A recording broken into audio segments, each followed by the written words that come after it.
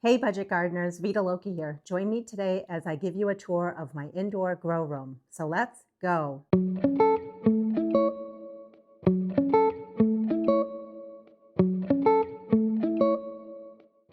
Before I start this video, I really wanted to take a moment to thank each and every one of you that commented on the last video that I posted. I'll put a link to it down below as well as up above, just in case you missed the video. And I want to make sure that there's some context around that video. I put that video together as a reflection of what I was thinking about going forward into the new year when it comes to my gardening channel. And I just wanted to share a little bit about myself, my family, and my gardening journey. You all have been so kind with giving comments out there, and I realized that not only do we have a lot in common when it comes to gardening, we actually have a lot more in common than I thought. So thank you for allowing me to just open up a little bit with you and talk about what was on my mind. So today's video is in this room where I'm sitting right now. This is what I call my indoor grow room. I've been wanting to make this video for quite a while because seed starting is going to be beginning really soon for me. And before I jump right into seed starting, I thought it's important to just walk you around the room and show you around. So this gives you a general idea of what I see when I'm talking to each of you from this room. When it comes to the actual grow lights or grow light systems that I have a video that goes really into detail on the pros and cons as well as the cost for each of these systems. What I'll do is put a link to that video down below as well as up above. But I want to add a little bit additional information when it comes to some of those videos. Right up here is some wasted space that I have had for a number of years. And in order to utilize that space and make it into grow room, my husband and I created these DIY systems of lights just so we can grow some taller plants on the top shelves here. And I also have a video that just shows how to do the system that we created. But what I want to share is you definitely do not need to copy that, because honestly, it doesn't need to be that complicated. We just happen to have PVC pipe around, so we were able to utilize a lot of what we had. The main things that you would need if you want to extend an existing system that you have is just 2 sets of grow lights. And when I say grow lights, I really mean LED shop lights, because that's what all of these are. There's no need to buy expensive grow lights. LED shop lights are perfectly fine as long as they meet certain requirements, the big one being lumens. And most of my lights here are 5,000 lumens. And if you are going to buy your own LED shop lights, I highly recommend the linkable shop lights, where one light links into another light. That way you're not wasting space in terms of plugging all of them into an outlet. Some people have shared that they've taken the LED shop lights and they've just attached them to their ceiling. You can definitely do that. If my grow room was somewhere like a basement, I would definitely be doing that. But since it's right next to my kitchen, I didn't want to be bolting anything into the ceiling. I want to talk a little bit about these trays that are in here. These are called 10 by 20 trays. And in the past, I used to buy them locally from Ocean State Job Lot. They're pretty flimsy, but they did the job. And I usually would have to replace them, I would say, every 3 to 4 years, especially if I took really good care of them and I wasn't so hard on them. Well, I needed to buy some new ones, so I looked online and a few of you had recommended the store, Greenhouse Mega Store. They had the cheaper versions of the trays, and then they had heftier, more expensive trays. Well, you know me, I tend to be frugal and budget conscious, and because I needed so many trays, I ended up buying a ton of trays. I forget how many there were. I think there were about 100, because there were quite a few trays that I needed to fill up all of these racks. Well, I always want to be honest with you when I review anything, and I will say that the cheapest of their trays, you get what you pay for. One of them, just by me lifting it and it had nothing in it, cracked on the side. So that was a little bit disappointing, but in order to fix that problem, I have a whole bunch of older trays that are not in terrible shape, but they might have 1 or 2 small pinholes in them. I'm going to be taking them from outside, they're in my barn, and I'm going to be placing them on the bottom of these. That way, once the growing season begins, I will have nice sturdy trays where the top tray is a brand new tray, but the bottom tray has maybe 1 or 2 pinholes in it, but it's perfectly fine because I'm only using it to give these trays a little bit of support. Now, I know many of you use Bootstrap Farmer trays, cell packs, you name it. And I've heard really good things about those products. And there are other products that are also very heavy duty.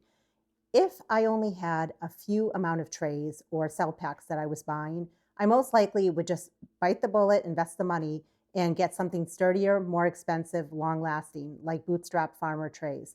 However, I did the math. I have so many trays that I'm trying to fill that I feel that it's not worth it for me. But I want to throw that out there that you have to use your own best judgment. You want to look at your own budget and see what you're using your trays for. I'm going to try these out for this year and see how they work. But in the past, I've always had a lot of success with the cheaper trays, especially if I take good care of them. I don't like to bring them outside. I don't want to be dragging them outside on, like, let's say the concrete. If I do that, they definitely will not survive more than 1 year. So step one for me is just getting all of these trays ordered and getting them set into place. What I need to do next is go into my barn where I have all my 6 cell packs and start cleaning them. I do have a video that shows how I clean them with bleach, but honestly, that's a step that you can skip, especially if the cell packs didn't have any sort of disease in them. But what I have learned over time is I definitely want to just pound out any of the soil that might be in there.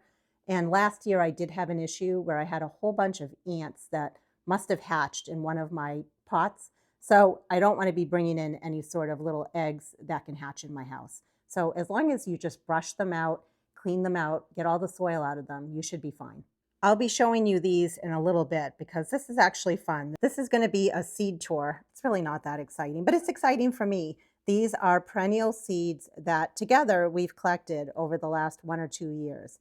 So I'm going to show you that in the end of the video. So I hope you stick around so you can see what I'm planning on winter sowing, because I have a lot to winter sow still. On the table here, I'm still sorting seeds. It's a great time of year to sort seeds. These are a lot of old seeds that need to be sorted. So we did this together in another video. These are a bunch of vegetables, although this guy needs to go there. And then these are a bunch of flowers. So now that I have them sorted like this, I just need to take these and put them away in their storage boxes. I still have seeds that I am storing and shucking. When it comes to like seeds where I have a whole bunch like this, honestly, there is a point where you just need to stop. That's what I've learned. So if I can fill this bag up, these are zinnias, if I can fill it up by a half or 3/4, at that point, I hate doing it, but I might just throw the rest away because time is of the essence. And if you've collected thousands and thousands of seeds, there gets to be a point where, you just have to stop. I have to be honest, but I'm not going to be shucking all of these seeds because I still have a lot of other seeds that I need to tend to.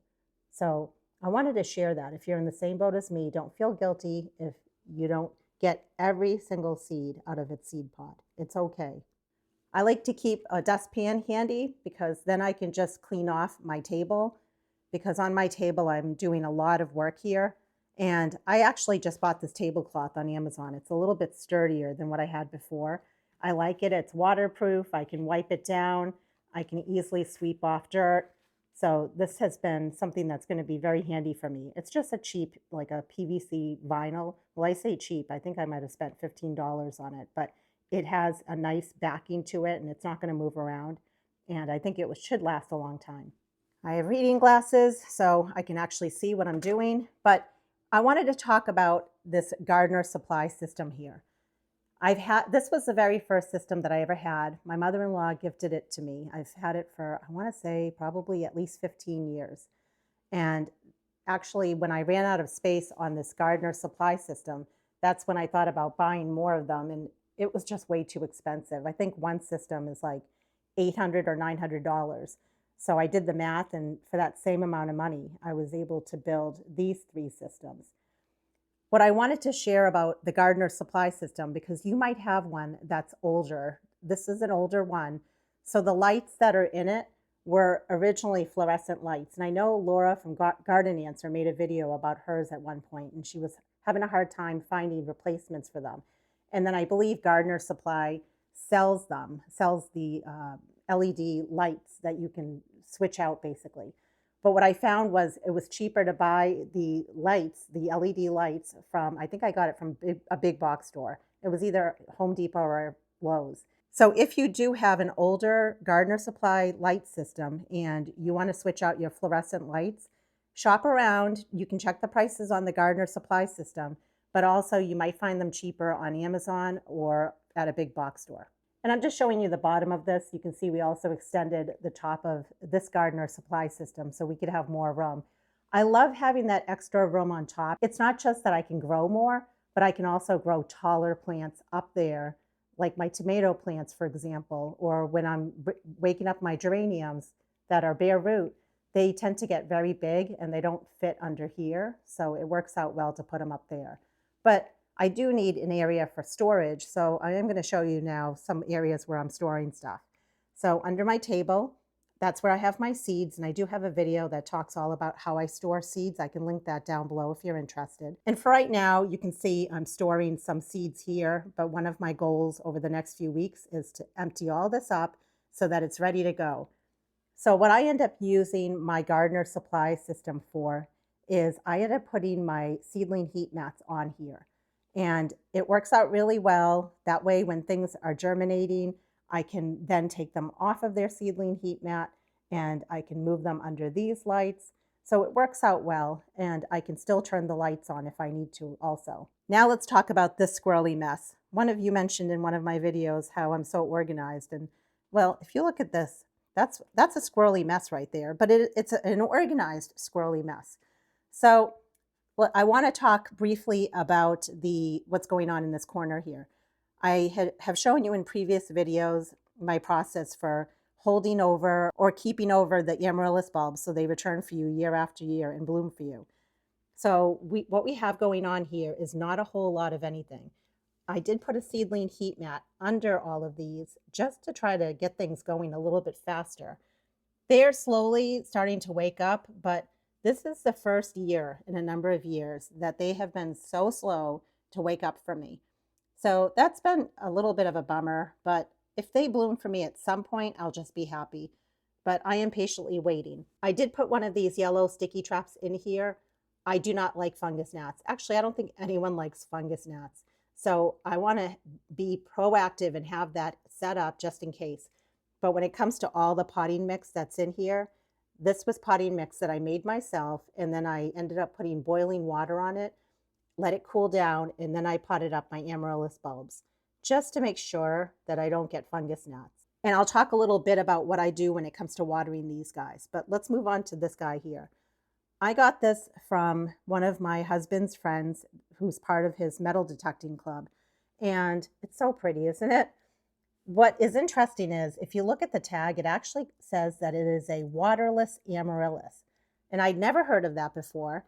And I'm like, oh, interesting. So I just assumed waterless amaryllis means I don't need to give it any water. I mean, makes sense, right? Well, the issue was after a number of weeks, the bulb itself started to look really, really bad. And I'm bringing you in close up. It started to feel kind of mushy and it wasn't looking good. I'm guessing a waterless amaryllis bulb. And by the way, it wasn't in any dirt. It was like on a little stand. I'm guessing that what that means is there's enough energy stored inside the bulb to push out blooms for this year with the intent that you're going to just throw away the bulb. And well, if you know me, that's sad and that's not okay. So when I noticed after a number of weeks that this looked like it was starting to not thrive, I went ahead and I just put it in a little dish like this with soil just to try to give it some help because I just don't want it to die. So we'll see what happens. But yeah, my amaryllis bulbs, I mean, you can see I don't spend a lot of time with making them look all pretty. That's, for me, I get more joy just knowing that I can get these guys to come back year after year. So fingers crossed, I'll keep you posted. Down over here are just some of the seedling heat mats that I have. And one of them has a thermostat on it, but all the others do not have a thermostat. I do have a video that talks more in detail about seedling heat mats and whether or not you need them. I will share that I did not have a seedling heat mat for many, many years, and I don't feel like it's necessary, but it can speed up the process on certain plants. So it's a nice to have, but it's absolutely not necessary. I just have other little doodads like timers that are going on here that I need to set up. In this corner, this is where I tend to keep other things like my little hand water sprayer that I use for my winter sowing. And then this right here is great. It basically has some netting in it, like a bag that I got for free when I bought bulbs one time. So I guess it wasn't free because I bought the bulbs, but I kept the netting. And what I end up doing is I put mosquito bits in there and then I add water in here, the right amount that's on the bag for the mosquito bits. And that's how I start watering all my plants from day one. And that includes my amaryllis bulbs. So every time I'm watering them, they are getting watered with the mosquito bits mixed into the water. So I'm really trying to be proactive about those darn fungus gnats. And I found last year that that really helped, watering from day one with mosquito bits. In this tote is seed starting mix. And I usually don't label stuff, but this year I'm trying to be better about labeling. I will have one container that says seed starting mix that I made myself, and then I'll have another container that will say potting mix. I especially like to use seed starting mix for really, really teeny tiny seeds that struggle to grow in chunkier potting mix. Seeds, for example, of begonias, as well as sometimes impatiens. So I really enjoy having seed starting mix on hand. But again, if you're not planning to grow very small, tiny seeds, you can skip seed starting mix and you can go right to potting mix. It's really up to you. I recently came in here and just kind of reorganized things. So I'm going to show you what's in here. I thought about labeling it, but honestly, I don't think it's that important to do. In this first drawer, I have some duct tape that I've been using for my winter sewing. And what I've heard from some people is that, especially, when our hands we're getting older or we have arthritis, that sometimes this is hard to deal with. So painter's tape might be another good option. And then I just have other things in here, like all of my garden markers that I really like to use because it doesn't wear off as easily. I have a ruler. I mostly just use that just so I can show you in my winter sewing videos that you want to have 4 inches of soil. I have these cutting shears that I use for cutting my winter sewing milk jugs. This is usually where my reading glasses go. My dad always told me everything has a home. So if you put it back in its home, then you're going to find it. And he was right. And I try to do that all the time. But sometimes I forget. I have these small little, I don't know if they're called needle clippers. I'll put the name up if I can find it. And they are great. You can usually buy like a 2-pack of them on Amazon. And the ones I have are Fiskars, but there's a lot of different brands out there. But these are wonderful for just cutting small little plants back. I like to use these, for example, on my snapdragons so that I can take those cuttings and propagate them, but also so my snapdragons can branch out. So these are a great thing to have. I have a small little brush in here. So when I'm starting to wake up my dahlia tubers and I just want to clean them up a little bit, I'll have not just this, but even a bigger brush in here. So I can brush off some of the dirt and I can see where I'm making my cuts for dividing the dahlia tubers. And I have string in here. I'm not quite sure why, but it's always good to have. This is just a random assortment of tags. And this works out really well for my winter sowing, but also when I start my indoor seed starting, I can add little labels and little tags. Over the years, I've used many different things. So I'll eventually show you what's in here, but these are just lots of different labels and tags. So that's all I have in that drawer. Let's look at the second drawer. I recently just bought a whole bunch of mosquito bits because I do not want to run out. So I bought it on Amazon, and actually there was a really good deal when you buy 2 of them. I can put a link to that down below. And then these are the sticky traps that I buy. I can put a link to that too, because I did spend the time to see which one was the cheapest option. And if you're going to start any seeds indoors, I can't stress it enough. I really think you should have these 2 items in your arsenal of seed starting stuff because you need to win the battle against those nasty fungus gnats. Now let's go into the third drawer. And well, I have plans for these, but one day, not today. They're basically all the labels and tags of different bulbs, different plants that I have. And then actually I have a whole bunch more labels and tags that I got from when my mother-in-law passed away of her plants. I want to organize all my labels and all my tags. I just think it would be fun to do. Drop a comment down below if you organize your labels like this and how do you do it? What's your system? I'd love to hear from you. And then in the final drawer, I have a couple of things. I got these for free one time. This is from M.I. Gardner. Probably many of you know that. I really should try it. John, I know you told me once that you swear by it. This is the year. I promise I'll try it. I have lots of different gloves, and I just like to keep these indoors because I don't want to be going outside and getting the gloves that I have for outdoor use. So I just have extra gloves that I keep for indoor use. And the only reason they're clean is I just bought them. And then over here are a whole bunch of small little plastic bags that I use for collecting seeds and storing seeds. I have some rooting hormone. I love to use that for plant propagation. And that's pretty much it. Just I have some hardware that goes with my grow light systems. I promised you I'd do a little mini tour of perennial seeds that I have here. So let's get started with that. I'll go through it very quickly. And if you've never collected your own seeds, please start this year. You can save so much money by collecting your own seeds. Serendipity allium. This will be my first year growing this plant from seed. Amsonia. I have tried to winter sow these before. I wasn't successful, but I'm going to try it again this year. I have 2 bags of anise hyssop. That's very easy to grow from seed. I collected these from the circle where I have adopted a spot. This is silver brocade artemisia. I got these from my friend a number of years ago, and they are beauty berry. I grew them successfully, and I'm going to do them again this year. It's a lot of fun. I have 3 bags of this. This is Bettany, Stachy's Humelo, and there are a lot of seeds in there. Blackberry lily. Birgit, I hope you're following along. You were asking me about what I had for seeds, so this gives you an idea. We have blanket flower or gaillardia. I don't have many because normally this plant self-sows for me, but old-fashioned bleeding heart, campion.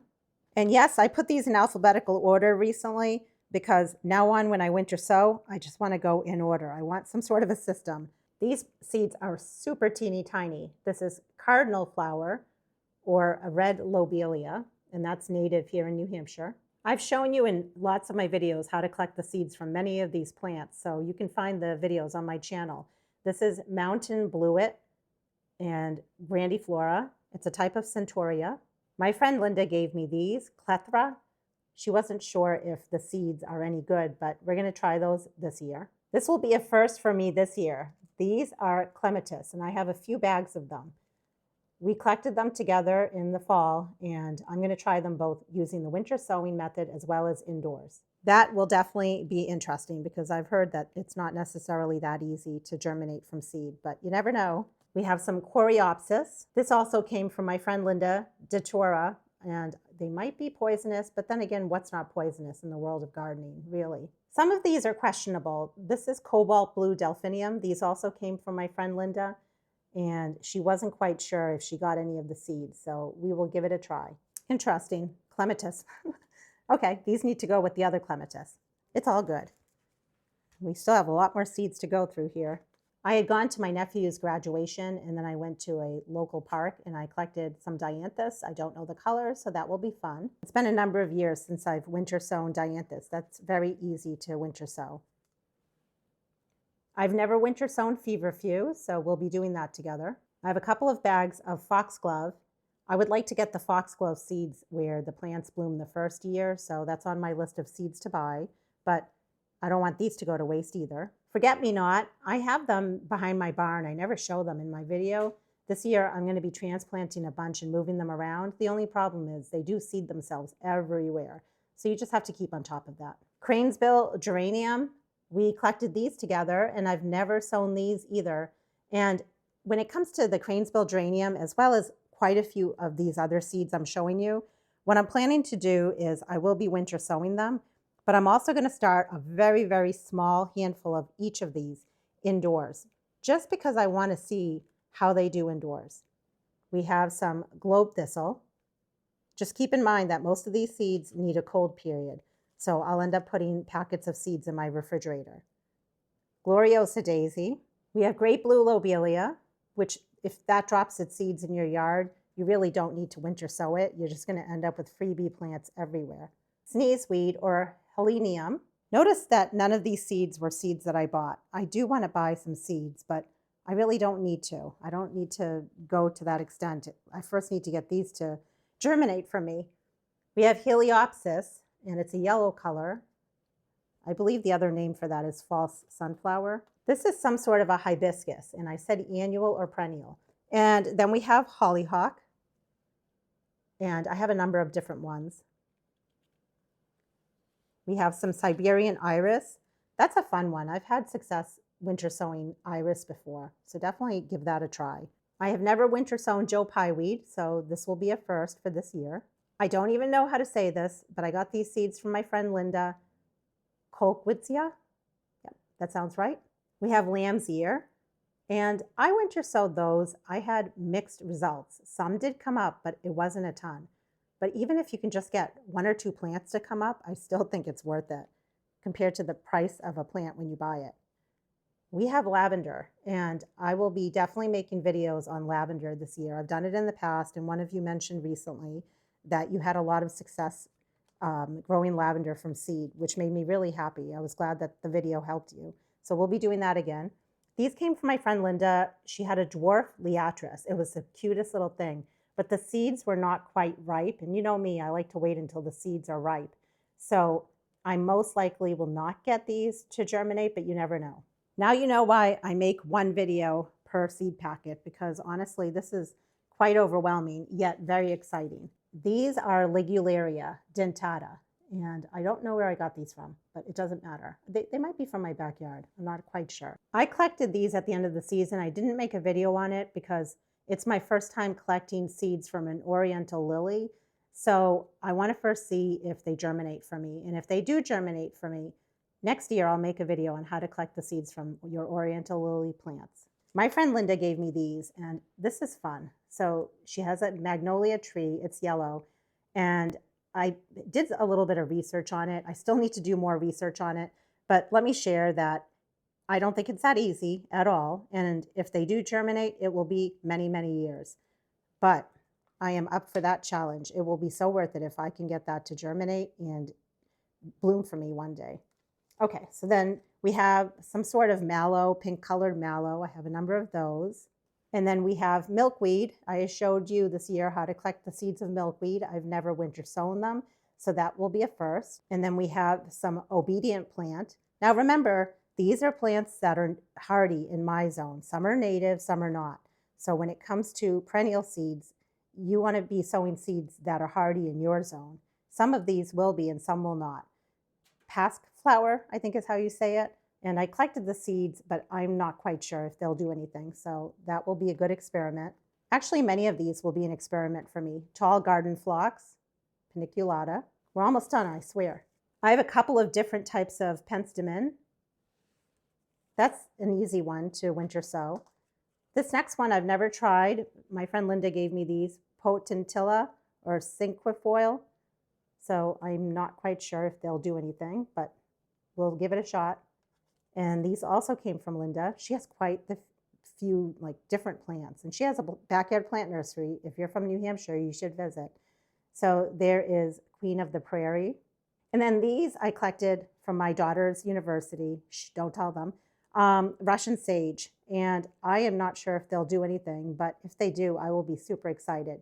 And, I don't even care what variety of Russian sage they are. I'm just happy if I can get them to germinate and add that to my landscape. We have all different kinds of scabiosa, some taller ones, some shorter ones. And then we have some variety of Shasta daisy. And that's the thing, when I collect my seeds, sometimes I might not know the variety, but honestly, I don't care. This came from my sister-in-law's. She has one of those tulips that are the shorter kind, and they're the more reliable type of tulip. So I collected the seeds from her a couple of years ago. So we will be trying those. And I don't expect that if they do germinate that they'll ever bloom for me for a number of years, but I think it still would be fun to try. Turtlehead. I want turtlehead in my yard. So there is a bunch of turtlehead seeds in here. We'll be sowing those together. I have verbascum, and look, I do buy seeds. See, I do buy seeds. I got these from probably Ocean State Job Lot for 40% off. That's a great place to buy seeds if you have Ocean State Job Lot near you. But then I also have some verbascum seeds that I collected myself. I'm not going to say last but not least because I have a few more after this, not many. And then I have a bunch of yarrow here. This is my last but not least tray. The reason that they are separate is we have already winter sown these seeds.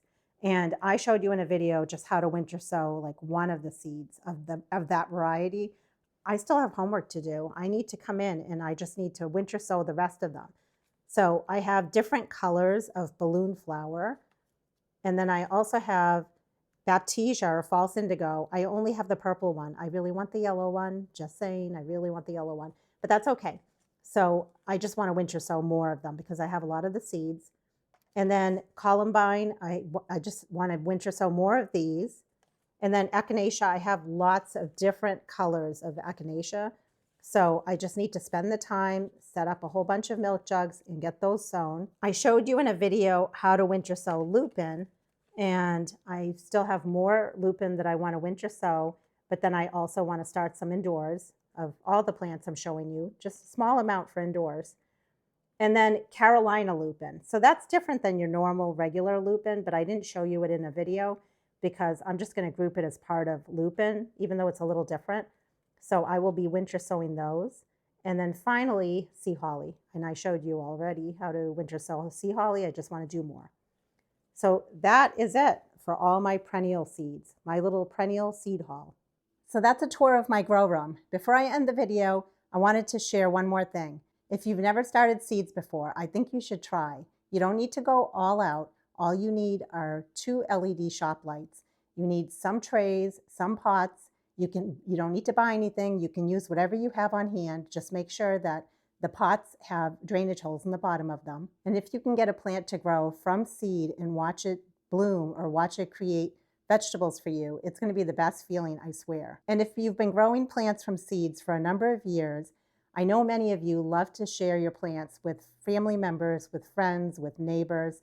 That is such a wonderful thing, and I know that they are forever grateful for that. But if you're looking for other places to share plants with, I wanted to share a few places with you. Basically, reach out to local community gardens. Many times there are people that don't have a lot, and they can really use those vegetable plants or pollinator plants for their vegetable plots. There are a few places local to me that I like to donate to every year, and they happily take the plant donations. There's one place that has small children, and they have a community garden. And this woman that I work with, she loves to basically teach the kids how to plant vegetables, how to take care of them. And what she shared with me is it just keeps the kids doing something positive. So this year, if you have an overabundance of plants and you've already given them to all your family members and friends, neighbors that you want to, reach out to other places locally. I know that they will happily take those plants off your hands. Thank you again for all your support that you give me and that you give my channel. And until the next video, make it a great day with gardening.